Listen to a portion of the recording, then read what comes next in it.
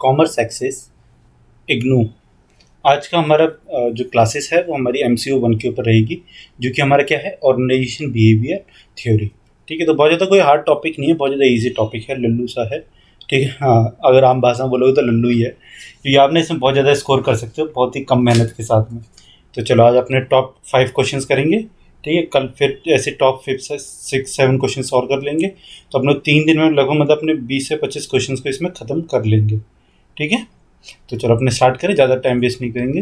तो सबसे पहले देखो, अगर आपने कल वाली वीडियो नहीं देखी जिसमें मैंने बताया था कि आपको आंसर किस तरीके से लिखना है, तो आप प्लीज़ वाली वीडियो को देखो, क्योंकि मतलब किस तरीके से आपको आंसर लिखना है मैं उसी के हिसाब से आपको इस वाली क्लास में स्ट्रैटेजी बताऊंगा। ठीक है, तो अगर आप अभी मतलब पहली बार इस वाली वीडियो के साथ में जुड़ रहे हो तो प्लीज़ उस वाली वीडियो को देख के आओ। और अगर आप हमारे चैनल पे पहली बार ही हैं तो भाई प्लीज़ सब्सक्राइब भी करो, हमारी वीडियोस को लाइक करो और दूसरे अपने जो आपके ग्रुप वगैरह हैं इग्नू के उन तक पहुंचाओ, ताकि उन बच्चों के भी अच्छे नंबर आ जाएं। तो सबसे हमारा फर्स्ट जो क्वेश्चन आया है, हम टाइम वेस्ट ज़्यादा नहीं करेंगे। तो फर्स्ट क्वेश्चन हमारा कहता है define the roles of the manager. तो मैनेजर के क्या हमको रोल्स को डिफाइन करने का क्वेश्चन है। बहुत ज़्यादा इंपॉर्टेंट क्वेश्चन है, डायरेक्टली इनडायरेक्टली मतलब किसी भी तरीके से पूछ सकता है। डायरेक्टली किस तरीके से पूछेगा कि define the roles of the managers. ठीक है, या आपको 10 नंबर का क्वेश्चन आ सकता है, या फिर और या इनडायरेक्टली आपको किस तरीके से पूछेगा, जैसे 7+8 करके लिख देगा। तो स्टार्टिंग में पूछ लेगा आपसे कि define organisation and its functions, तो ये आपका 8 नंबर का हो जाएगा। और 7 नंबर का आपका क्या हो जाएगा कि define the different roles of manager that place in an organisation. ठीक है, कि उस और मैनेजर के रोल्स को डिफाइन करो जो क्या करता है मैनेजर अपनी ऑर्गेनाइजेशन के अंदर प्ले करता है। तो इस तरीके से क्या हम लोगों ने इसको 3 पार्ट्स में डिवाइड किया है। मैंने एक और चीज़ में क्या आपके लिए सहूलियत की कि मैंने बुक्स के आपके पेज नंबर भी इसमें लिख दिया है। तो आप लोग MCO 1 का पार्ट 1 उठाओ, और जिसमें आप कौन से वाले पे जाओगे, पेज नंबर 13 पे जाओगे। ठीक है, तो पेज नंबर जब 13 पे जाओगे ना, फर्स्ट चैप्टर का ही है, तो उसमें आपको मिलेगा रोल्स ऑफ मैनेजर्स। बस आपको वहीं पे जाना है, उस वाली बुक से देखो, आप बुक उठा लो। ठीक है, ऐसा नहीं कि मतलब मैं जो पढ़ा रहा हूँ बस उसी पे, बुक भी उठाओ, वहाँ से देखते जाओ।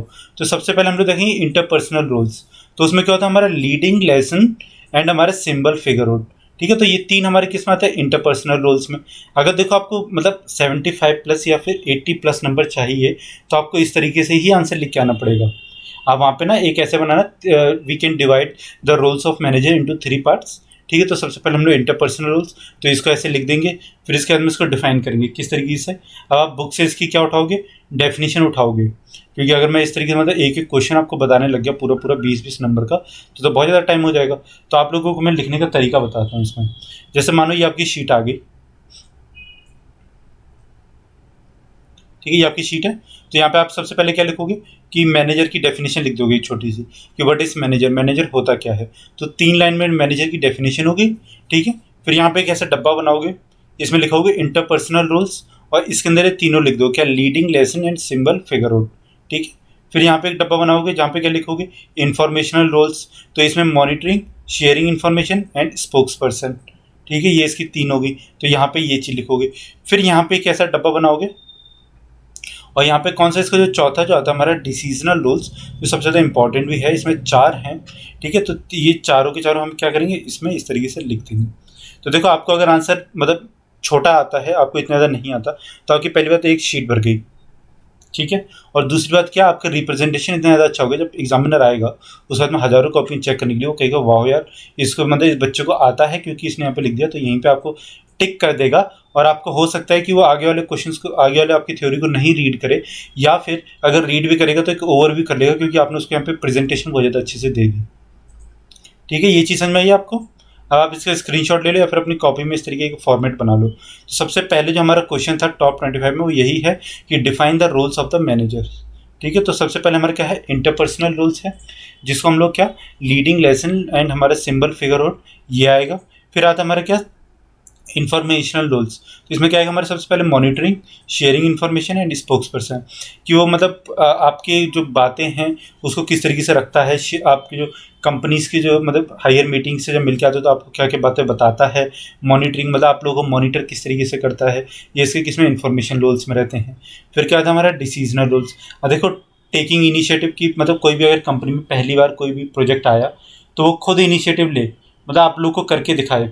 आप लोग मतलब कि आप अगर किसी मैनेजर के अंडर में काम कर रहे हो, आप लोग को बोले देखो भाई कोई ज़्यादा हार्ड काम नहीं है, बहुत ज़्यादा इजी सा है, ये देखो मैं इतने टाइम में इसको कर देता हूँ, तो आप लोग भी इसको करो, कोई आपको बहुत ज़्यादा हार्ड नहीं लगेगा।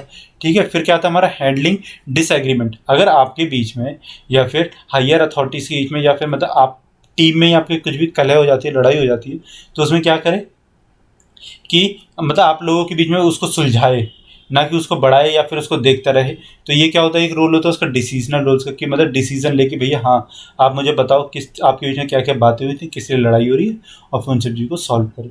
फिर हमारा क्या आता है एलोकेटिंग रिसोर्सेज। तो जैसे मान लो कि आपकी कोई कंपनी है, ठीक है, और उस कंपनी में कुछ लैपटॉप्स आए, कुछ कंप्यूटर्स आए, तो वो उसको डिवाइड करना कि किसको लैपटॉप मिलेगा, किसको कंप्यूटर मिलेगा, इस तरीके से। तो ये क्या हो गया हमारा एलोकेटिंग रिसोर्सेज हो गया। फिर नेगोशिएटिंग। तो नेगोशिएटिंग का मतलब क्या होता है कि आप लोगों की मतलब डिमांड को जो आप लोग कंपनी से चाहते हैं उसको किस तरीके से सुनता है, किस तरीके से आगे प्रोसीड करता है। ठीक है, ये सब कुछ हमारा किस में आता है, नेगोशिएटिंग में। अब देखो आपको ना पेपर के लिए मतलब मैं आपको बताऊं कि सब कुछ याद करने की बहुत ज़्यादा ज़रूरत नहीं होती। आपको सिर्फ और सिर्फ ये पॉइंट्स याद करने होते हैं। जिस दिन आपने ये चीज़ सीख ली ना कि हाँ बस मुझे पॉइंट्स याद करके जाना है, मुझे इनको डिफाइन कर देना है, ठीक है, उसी दिन मतलब आपके 80+ नंबर आने से आपको कोई नहीं रोक सकता। तो देखो इसमें क्या था, कुछ भी था क्या, कुछ नहीं था। बस आपको अब ये पॉइंट्स को याद करना है। अब मैंने आपको समझा दिया ना, अब पेपर में कुछ भी पॉइंट आएगा तो आप लोग उसको बड़े आराम से लिख सकते हो और आप लोग इसमें हाई नंबर भी स्कोर कर सकते हो और इस तरीके से आप रिप्रेजेंट करोगे। ठीक है, फिर उसके अंदर सेकंड वाली शीट पे आप लोग क्या करोगे, जैसे मानो यहाँ पे आपने डिसीजनल रोल लिख दिया, क्या एक हेडिंग लिख दी डिसीजनल रोल। ठीक है, इसको किस में किया, डबल एरो में किया, और यहाँ पे सिंगल एरो में टेकिंग इनिशिएटिव, इसकी 3 लाइन लिख दी। फिर यहाँ पे हैंडलिंग डिसएग्रीमेंट, यहाँ पे 3 लाइन लिख दी। एलोकेटिंग रिसोर्सेज, यहाँ पे 3 लाइन लिख दी। इस तरीके से आप खत्म कर दोगे। फिर क्या आता है हमारा define levels of management and there task. ठीक है, आपको इसमें क्या करना है कि लेवल ऑफ मैनेजमेंट को डिफाइन करना है और उनके टास्क को। बहुत ज़्यादा इंपॉर्टेंट एक क्वेश्चन है ये। आप इसी वाली बुक का ही पेज नंबर कौन सा खोलोगे, 9 खोलोगे। ठीक है, तो 9 पे जब आप पहुंचोगे तो इसमें देखो आपको डिफाइन लेवल्स ऑफ मैनेजमेंट। तो लेवल्स ऑफ मैनेजमेंट कितने हैं हमारे, 3 तरीके के होते हैं सर। एक होता है क्या हमारा, इस तरीके से आप एक पिरामिड बनाओगे वहाँ पे, ठीक है, जिसमें क्या होगा आपका यहाँ पे होगा टॉप लेवल मैनेजमेंट, इसमें आप लिखोगे क्या मिडिल लेवल मैनेजमेंट, और ये सबसे नीचे हमारे क्या होता है सबॉर्डिनेट या फिर जूनियर लेवल मैनेजमेंट। तो देखो टॉप लेवल मैनेजमेंट में हमारे कौन आते हैं, जैसे हमारे BOD हो गए, बोर्ड ऑफ डायरेक्टर्स हो गए, MD हो गया, GM हो गया, ये सब कुछ हमारे आएंगे। ठीक है, ये चीज़ लिखो आप इसमें। देखो मैंने यहाँ पे लिखा भी रखा है लेवल्स ऑफ मैनेजमेंट। तो ये देखो 3 इस तरीके से आप पिरामिड बनाओगे ना, यहाँ पे आएगा हमारा टॉप लेवल, यहाँ पे आएगा हमारा मिडिल लेवल, और यहाँ पे क्या आएगा हमारा सुपरवाइजरी या फिर जूनियर लेवल। ठीक है, अब देखो हर किसी के अपने अपने रोल्स होते हैं। तो टॉप लेवल मैनेजमेंट कौन आता है हमारा, BOD आता है, चेयरपर्सन हो गया, मैनेजर, मतलब जितने भी हायर हमारी अथॉरिटीज होती है वो आएंगी। तो इनका काम क्या होता है, इनका काम है बेसिकली देखो लिख लो, प्लानिंग, ऑर्गेनाइजेशन, डायरेक्टिंग, कंट्रोलिंग। ठीक है, ये सब कुछ इसमें हमारा आता है।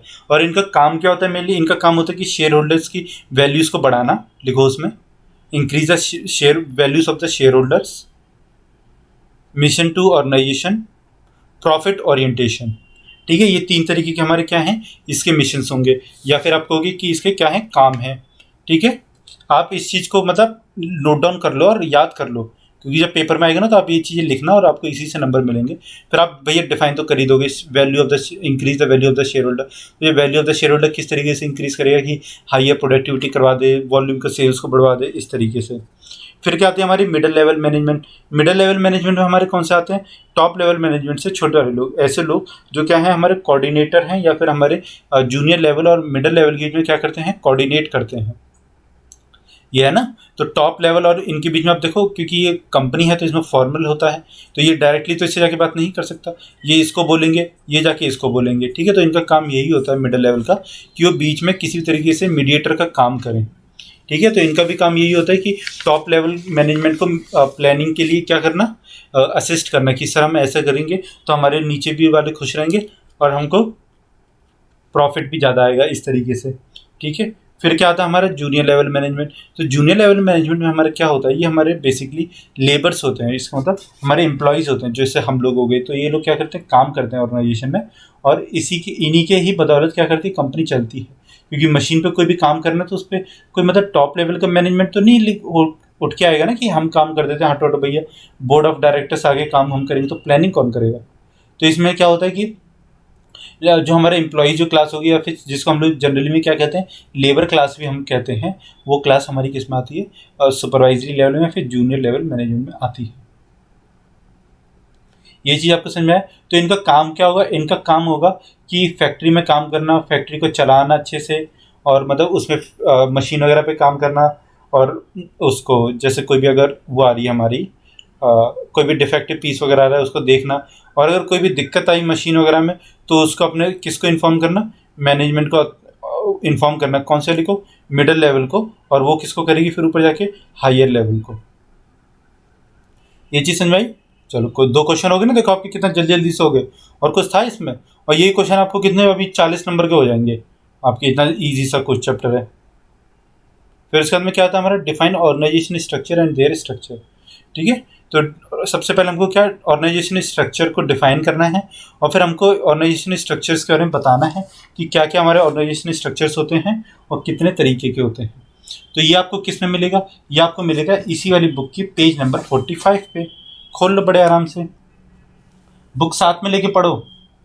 ठीक है, ऐसा नहीं कि भैया बुक बंद है और मैं सोचूं कि मेरा हाईएस्ट नंबर आ जाए, ऐसा नहीं है। अगर साल भर नहीं पढ़ा तो यही तो हमारा तरीका है ना लास्ट तक में पढ़ने का, इसीलिए मैं आपको क्लासेस भी करवा रहा हूँ। तो देखो, सबसे पहले ये वाला हमारा चैप्टर ही बहुत ज़्यादा इंपॉर्टेंट हो जाता है। तो इसमें सबसे पहले तो हमको ऑर्गेनाइजेशन स्ट्रक्चर की डेफिनेशन देखनी है, जो कि हमारे पेज नंबर 43 पे दे रखी है हमको। ठीक है, तो आप लोग इसको पढ़ लोगे ना, यहाँ से याद कर लेना कि organisation structure design for division of task, grouping of activities, coordinating and controlling the task of the organisation.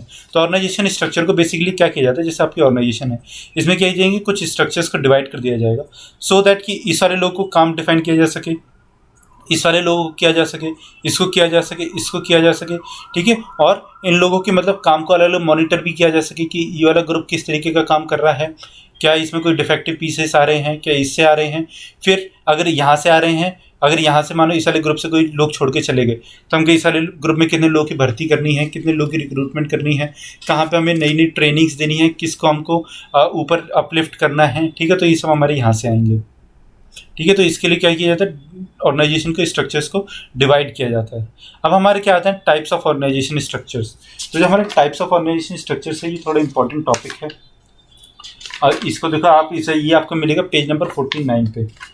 ठीक है, तो 3 तरीके के होते हैं। देखो, सबसे पहले क्या आता है हमारा? फंक्शनल स्ट्रक्चर, फिर आता है क्या हमारा? डिविजनल स्ट्रक्चर, फिर क्या आता है हमारा? Adaptive structure.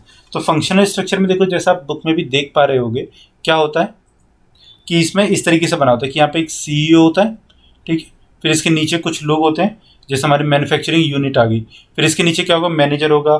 ठीक है, और फिर उस मैनेजर के अंडर में कुछ वर्कर्स होंगे इस तरीके से। फिर इस तरीके से हमारी यहाँ पे ब्रांडिंग यूनिट आ गई, तो उसके नीचे कुछ वर्कर्स होंगे। तो ये क्या होता है हमारा? ये हमारा फंक्शनल स्ट्रक्चर होता है कि हमारे फंक्शंस के थ्रू क्या किया जाए? ऑर्गेनाइजेशन को डिवाइड कर दिया जाए। ठीक है, कि हम फंक्शंस के बेसिस पे ऑर्गेनाइजेशन को अपने डिवाइड कर दें। फिर क्या आता है हमारा? सेकंड वाली आती है हमारी डिविजनल स्ट्रक्चर। तो डिविजनल स्ट्रक्चर देखो बहुत ज़्यादा इजी है। इसमें क्या है कि हम अपने बिजनेस को स्मॉल स्मॉल उसमें डिवाइड कर दें। किसमें?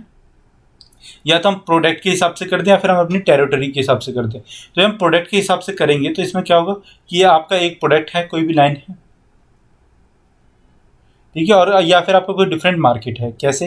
कि जैसे हमारा इंडिया है, इसमें नॉर्थ इंडिया है, साउथ इंडिया है, ठीक है, ईस्ट इंडिया, वेस्ट इंडिया, इस तरीके से डिवीज़न है। तो हम लोग क्या करेंगे? नॉर्थ इंडिया के लिए ये वाला एक हमने डिवीज़न कर दिया, साउथ इंडिया के लिए ये वाला डिवीज़न कर दिया, और हमने अपने नॉर्थ ईस्ट इंडिया के लिए ये वाला कर दिया, और वेस्ट इंडिया के लिए ये वाला कर दिया। ठीक है, अब देखो इन सब के काम भी इसमें बटे हुए होंगे। किस तरीके से? कि आपकी जो नॉर्थ इंडिया है, इसमें आपके प्रोडक्ट की अलग होगी, मार्केटिंग टीम अलग होगी, और हमारी ब्रांडिंग टीम अलग होगी। तो इससे क्या फ़ायदा क्या होता है कि हम लोग मतलब ओवरऑल ये पता कर पाते हैं कि हमारी किस वाले इलाके में अच्छी खासी सेल हो रही है, और हम किस जगह पे ज़्यादा एफर्ट्स डालें तो हम लोग ज़्यादा से ज़्यादा प्रॉफिट को कमा सकते हैं। ठीक है, फिर क्या आता है हमारा? Adaptive structure. तो अडेप्टिव स्ट्रक्चर में देखो, इसमें 2 तरीके के हैं, प्रोजेक्ट ऑर्गेनाइजेशन और मैट्रिक्स ऑर्गेनाइजेशन। तो प्रोजेक्ट ऑर्गेनाइजेशन हमारा क्या कहता है? इसमें एक स्पेशल यूनिट्स बनाई जाती है, मतलब कि प्रोजेक्ट के लिए देखो दो हो गए इसमें, एक प्रोजेक्ट और एक मैट्रिक्स। तो प्रोजेक्ट के लिए क्या होता है, एक स्पेशल कोई प्रोजेक्ट है कंपनी के पास में कि सर आपको क्या करना है, इस इतनी मशीन्स का ऑर्डर है। तो एक प्रोजेक्ट आ गया, ठीक है, 200 मशीन्स का ऑर्डर आया मान लो। तो आप लोग क्या करोगे, इसके लिए टीम डिफाइन कर दोगे, भैया हाँ ये 10 लोग हैं, आप लोगों को इस 200 प्रोजेक्ट के पूरे ऑर्डर को कंप्लीट करना है। और जब प्रोजेक्ट कंप्लीट होगा तो ये टीम क्या होगी, वापस से अपने उसमें चली जाएगी, किसमें, मेन जिसके साथ में भी ये लोग काम कर रहे होंगे उस तरीके से। फिर क्या आता है हमारा दूसरा वाला मैट्रिक्स ऑर्गेनाइजेशन। तो मैट्रिक्स ऑर्गेनाइजेशन क्या कहता है, तो इसमें क्या होता है ना कि मतलब एक ही पर्सन को एक बार में एक से ज़्यादा पोस्ट दे दी जाए। तो देखो इसका कुछ इस तरीके का मैट्रिक्स अगर आप बनाए आओगे ना, तो पेपर में आपको 100% इसमें फुल नंबर मिलेगा अगर मैट्रिक्स ऑर्गेनाइजेशन। तो एक पर्सन है, ठीक है, यहाँ पे ये पर्सन है, तो इसको ये वाला भी काम करना है और इसको ये वाला भी काम करना है। तो यहाँ पे मतलब आप वर्क ए लिख सकते हो, इसको वर्क बी लिख सकते हो। तो इस वाले पर्सन के पास में देखो दो दो काम आ गए ना, तो मैट्रिक्स बन गई ना ये, इस तरीके से होती है मैट्रिक्स, ठीक है। और इस वाले पर्सन के पास में ए भी आएगा और सी भी आएगा, इस वाले पर्सन में डी होगा मानो, तो यहाँ पे ए और डी दोनों आएगा। तो इस तरीके से मैट्रिक्स ऑर्गेनाइजेशन होती है, ठीक है। ये चीज़ आपको समझ में आई, कुछ हार्ड था नहीं, लेकिन आपके 20 नंबर पक्के हो गए इस वाले केस में। चलो आगे चले अपना क्वेश्चन नंबर 4 को। Define communication and its process, also explain the barriers to effective communication. मतलब इतना ज़्यादा इंपॉर्टेंट क्वेश्चन है ये आपका, ये क्वेश्चन आपका आएगा ही आएगा। ये क्वेश्चन मतलब रह जाए और पेपर बन जाए ऐसा नहीं हो सकता। तो आप कौन सी बुक नंबर 4 उठाओ और उसमें कौन सा पेज नंबर 18 खोलो। मैं तो कहता हूँ ना ये पूरा चैप्टर ही बहुत ज़्यादा इंपॉर्टेंट है आपका कम्युनिकेशन का, बट इसमें स्टिल मैं आपको कुछ इंपॉर्टेंट चीज़ें और भी बता दूंगा। तो सबसे पहले देखो कम्युनिकेशन की डेफिनेशन हमको पूछनी है इसमें, ठीक है। तो कम्युनिकेशन क्या होता है, communication is a two way process where two people exchange their views और आइडियाज़, ठीक है। बस इतनी सिंपल सी चीज़ होती है क्या, हमारी कम्युनिकेशन। ये वाला क्वेश्चन आपको करके ही जाना है अगर आपको पेपर में पास होना है, तो 100% ये वाला क्वेश्चन आएगा, ठीक है। तो कम्युनिकेशन क्या होता है भैया, देखो दो लोगों के बीच में कोई भी संवाद हुआ, मतलब ए और ने बी से कुछ बोला और अपने थॉट ऑफ प्रोसेस को बताया, तो ये क्या होता है हमारा, ये कम्युनिकेशन होता है। कम्युनिकेशन की प्रोसेस आपको याद करनी क्या होता है, देखो सबसे पहले कम्युनिकेटर होता है जो क्या करता है, आपको मैंने कल भी बताया था कि इस तरीके से आपको प्रोसेस अगर आ जाए तो बना के आनी है। कम्युनिकेट क्या करेगा, कम्युनिकेटर सबसे पहले अपने मैसेज को इनकोड करेगा, इनकोड करने के बाद मीडिया ऑफ एक्सचेंज यूज़ करेगा कि अगर आप ऑफिस में हो तो मेल करना है, या आपके पास में फिजिकली जाना है, या आपको कॉल करनी है, ठीक है, या फिर मतलब कि आपको किसी के थ्रू अपने क्या कहते हैं सबऑर्डिनेट के थ्रू आप तक पहुंचानी है बात। फिर उसके बाद में मीडियम हो गया, ठीक है। मीडियम भाई मैंने जैसा आपको बताया इनकोड करने के बाद क्या मैसेज होगा कि मैसेज क्या टाइप करना है, फिर उसके बाद मीडियम कि किसके थ्रू पहुंचाना है। फिर क्या था हमारा डीकोडिंग, जैसे जिसके पास में पहुंच गया मैसेज तो वो क्या करेगा, उस मैसेज को डीकोड करेगा और फिर उसके बाद में रिसीवर हमारा क्या करेगा, उसको फीडबैक देगा कि हाँ भैया मेरे पास में मैसेज पहुँच गया और मुझे समझ में आ गया, ठीक है। और जब तक फीडबैक अगर नहीं मिलता तो कम्युनिकेशन की प्रोसेस पूरी नहीं होती, ठीक है। फिर हमारा क्या आता है बैरियर्स टू कम्युनिकेशन, इसमें था ना also explain the barriers to communication. तो देखो जब ये वाला क्वेश्चन अगर आ गया ना आपका 20 नंबर का, तो इसमें आपको कितनी कम से कम 6 शीट्स भर के आनी है, कितनी 6। बहुत ज़्यादा इजी और बहुत ज़्यादा अच्छा एक टॉपिक है, मतलब जिसमें आप आराम से 6 से 7 शीट्स भर सकते हो, बट आप 6 ही भरना, क्योंकि आप देखो क्या करोगे अब इसमें, जैसे ये वाला अगर क्वेश्चन आता है इतना, ये देखो एक हो गया ना डिफाइन कम्युनिकेशन रेट्स प्रोसेस, तो ये हमारा लगभग आ सकता है 8 नंबर का। और बैरियर्स टू इफेक्टिव कम्युनिकेशन हमारा आ सकता है कितने नंबर का, बाकी का हमारा 12 नंबर का, या फिर ये हमारा 12 नंबर का आ जाएगा और ये हमारा 8 नंबर का आ जाएगा, ठीक है। तो आप लोग को क्या करना है, देखो अगर ये 12 नंबर का आता है तो आपको इसमें कम से कम कितनी 4 शीट लिखनी है और बैरियर्स टू कम्युनिकेशन में 2 शीट लिखनी है, और अगर इसका उल्टा हो जाता है तो उल्टा कर देना। तो बैरियर्स टू कम्युनिकेशन बहुत ज़्यादा इजी होता है। क्या होता है लिंग्विस्टिक बैरियर, कि मतलब आपका जैसे मानो कि आपका जो मैनेजर है वो साउथ इंडियन है और आपको तमिलियन नहीं आती और वो डेली आपको तमिल में मैसेज भेज देता है, तो इससे क्या होगा कभी आपको मैसेज समझ में नहीं आएगा और आप एक बार के बाद में क्या करोगे कि भैया आप दोनों के बीच में लड़ाई भी हो सकती है कि सर आप ये क्या करते हो, मुझे तमिल आती नहीं और आप मुझे तमिल में मैसेज कर देते हो, तो बोलेगा जा भैया सीख क्या भागे यहाँ से, ठीक है। तो इस तरीके से क्या होता है कि हमारे लिंग्विस्टिक बैरियर्स काफ़ी ज़्यादा होते हैं। फिर उसके बाद में क्या आता है हमारा कि साइकोलॉजिकल बैरियर्स की, मतलब आप अपने जैसे कि आपका क्या है कि आपका मैनेजर है, कभी आपकी उसके साथ में लड़ाई हो गई, ठीक है, तो आप क्या करोगे कि आप उसके बारे में एक धारणा बना लो कि भैया ये मेरा बुरा चाहता है, फिर चाहे आपके लिए कुछ भी बनाएगा तो आप क्या करोगे, आप ये सोचो कि हाँ इसने मेरे बुरे के लिए ही कहा होगा, और आप उसकी बात पे यकीन नहीं मानोगे और उसकी बात को कुछ भी करोगे नहीं, तो आपका भी नुकसान होगा और कंपनी का भी क्या होगा, नुकसान होगा। फिर क्या था मैं इमोशनल बैरियर्स, कि मतलब कोई भी इंसान है जैसे, तो उसके साथ में कुछ इमोशंस तो भैया जुड़े ही होते हैं क्योंकि वो इंसान है, ठीक है। अगर आपके इमोशंस आपके बीच में आ जाते हैं कंपनी के, तो वो क्या करेगा, इमोशनल बैरियर्स होते हैं। फिर क्या आता है हमारा फिजिकल बैरियर्स, कि मतलब आप उससे मिलने नहीं जा पाए, या फिर आपने क्या कॉल करी और वो समझ नहीं पाया, ठीक है, या आपके नेटवर्क इश्यूज आ गए, तो ये हमारे फिजिकल बैरियर्स में आते हैं। फिर क्या आता है हमारा कल्चरल बैरियर्स, जैसे मैंने आपको बताया कि साउथ इंडियन है या फिर नॉर्थ इंडियन, कई बार ऐसे हो भी सकता है। फिर क्या आता है हमारा ऑर्गेनाइजेशन स्ट्रक्चर का, कि आपका मतलब स्ट्रक्चर इतना ज़्यादा रिजिड है कि आप क्या करते हो, आप चाह के ही मतलब वहाँ तक अपनी बात को क्लियर नहीं पहुँचा पाते। और जब आप क्लियर नहीं पहुँचा पाते तो आप सही बात है कि भैया जब मतलब जब आप मैसेज पहुँचाना चाहते तो मैसेज नहीं पहुँचा, तो उसके बाद में क्या होगा कि वो आपकी बात को नहीं समझ पाएगा और आप कहीं ना कहीं वो बात रह जाएगी, ठीक है। फिर इसके अंदर क्या था हमारा एटीट्यूड बैरियर्स, कि मतलब आप एक नेगेटिव एटीट्यूड लेके बैठे हुए हो हर किसी के प्रति और आप समझना ही नहीं चाहते उस सारी बात को, तो आपके भैया ये तो ऑब्वियस बात है ना कि आपका बैरियर है बहुत बड़ा, तो आप उस तक कभी पहुंच ही नहीं पाओगे उस सारी बात तक। फिर हमारा क्या आता है परसेप्शन बैरियर, कि आप किसी इंसान के बारे में क्या सोचते हो। जैसे मानो कि आपका सबॉर्डिनेट आपसे कोई बात करने के लिए आया, तो आप क्या सोचते हो कि वो मेरा बेवकूफ़ सा बंदा है, ये तो इसको कुछ पता था है नहीं, ये क्या मुझे बताएगा। भले ही वो अच्छी बात बताएगा, लेकिन आपका स्टेरियोटाइपिंग मतलब आपके दिमाग में ये चीज़ बैठी हुई है कि आप उसकी बात को सुनोगे ही नहीं, इग्नोर कर दोगे, और जिससे भी कई बार नुकसान आपका हो सकता है, ठीक है। समझ में आया आपको ये चीज़? कोई बहुत ज़्यादा हार्ड थी नहीं, और बहुत ज़्यादा इजी वे में मैंने समझा भी दिया। अगर आपको इसमें स्टिल कोई इशू आता है, मतलब समझ में नहीं आया सर, तो हम क्या करेंगे कि आप लोग मुझे नीचे कमेंट में बताओ और दूसरों तक शेयर भी करना, सो दैट कि हमसे और भी लोग जुड़ सकेंगे सॉरी हमारे चैनल के साथ में, ठीक है। चलो आगे चले अपना। तो हमारा क्या आता है, देखो फिफ्थ हमने क्वेश्चन है, define types of personalities and their theories. हाँ सर, ये क्या किया आपने, इसमें तो कुछ भी आपने डाला ही नहीं। हाँ यार, मैंने जानबूझ के नहीं डाला, क्यों? क्योंकि बहुत बड़ा टॉपिक है। अब आपको इसके लिए कौन सा लिए बुक नंबर 3 उठानी है, ठीक है। बुक नंबर 3 उठा लो, और इसमें आप कौन सा पेज नंबर खोलोगे, 6 से 7 नंबर पेज खोलो, खोलिए ना। और देखो इसमें पर्सनैलिटी टाइप्स दे रखी हैं बहुत ज़्यादा अच्छे से, तो आपको ये सब कुछ पढ़ के जाना है। सबसे पहले आप पर्सनैलिटी ट्रेट्स भी पढ़ लेना कि पर्सनैलिटी ट्रेट्स होता क्या है। तो पर्सनैलिटी ट्रेट्स में देखो एल्पोर्ट्स ट्रेट थ्योरी है, कैटल्स ट्रेट थ्योरी है, ये आप पढ़ लेना, ठीक है। फिर उसके बाद पर्सनैलिटी की क्या टाइप्स को पढ़ लेना कि कितने टाइप्स की हमारी पर्सनैलिटीज़ हैं और किस किस ने डिफाइन की हुई है, क्योंकि इसका एक 20 नंबर का क्वेश्चन जरूर ही आएगा। पर्सनैलिटी डिफाइन करो या फिर डिफाइन द पर्सनैलिटी, ठीक है, इस तरीके से। तो अगर आप इस वाले क्वेश्चन को स्किप, मतलब इन पांचों में से अगर आप कोई भी क्वेश्चन स्किप करके जाते हो, तो आप कहीं ना कहीं 20 मतलब नंबर छोड़ के अपने जा रहे हो। मैं आपको ये चीज़ गारंटेड कह रहा हूँ अभी। नहीं तो यकीन नहीं आता तो आप पेपर में जाके देख लेना कि हाँ भैया सर तो सही बात बोल रहे थे कि इन्हीं में से पेपर आया है। तो देखो मैं आपको इसमें से क्या बताऊँ, जो आप पर्सनैलिटी आपको इसमें से थ्योरीज पढ़नी है, ठीक है। तो इसमें से सिंकोनेटिक थ्योरी है 10th नंबर पेज पे, वो पढ़ लेना। फिर आप सेल्फ थ्योरी पढ़ लेना, ये इंपॉर्टेंट भी है सेल्फ थ्योरी। फिर हम मॉडल्स ऑफ मेंस को अलग वाले क्वेश्चन में करवाएंगे, क्योंकि इससे छोटा क्वेश्चन आएगा। कितने नंबर का? 10 नंबर का। शॉर्ट नोट्स जो आते हैं ना हमारे, वो आएंगे, ठीक है। आज की क्लास में समझ में आ गया ना आपको? तो आपको टॉप 5 क्वेश्चंस मिल गए।